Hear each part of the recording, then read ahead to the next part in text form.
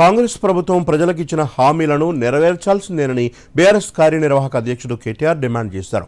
సిరిసిల్లలో నిర్వహించిన బీఆర్ఎస్ కార్యకర్తల సమావేశంలో కేటీఆర్ మాట్లాడుతూ మహిళలకు ఉచిత ప్రయాణ పథకంలో బస్సుల సంఖ్య పెంచాలని, ఈ పథకం వల్ల నష్టపోతున్న ఆటో సోదరులను కూడా ఆదుకోవాలని అన్నారు.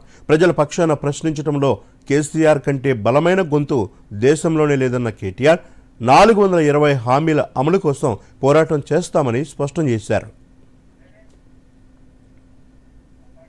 ఆ రోజు అన్నాడు కేసీఆర్ బిచ్చమేసినట్టు ఎత్తాడు, రైతు బంధు 10,000 నేనిస్తా 15,000 మీకు అని ఆ రోజు నరికిండు.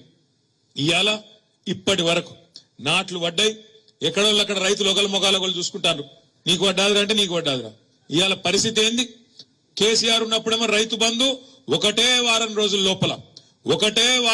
లోపల 70 లక్షల మంది రైతుల ఖాతాల్లో 7,500 కోట్లు ఒక వారం రోజులు వస్తుండే.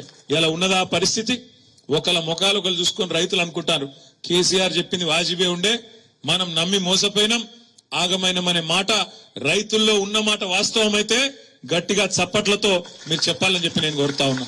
ఒక రైతులే కాదు, ఇవాళ ఆడ కొద్దిగా ట్రాఫిక్ జామ్ అయితే ఆయన బయటకు వచ్చి ఆటో ఎక్కి తెలంగాణ భవన్కి పోయినా, మన పార్టీ ఆఫీస్ పోయేటప్పుడు ఆ తమ్ముడి పేరు శాతం రమేష్, ఆటో డ్రైవర్ పేరు, మాట్లాడుకుంటూ ముచ్చట పెట్టుకుంటూ పోయినా ఏం సంగతి అని.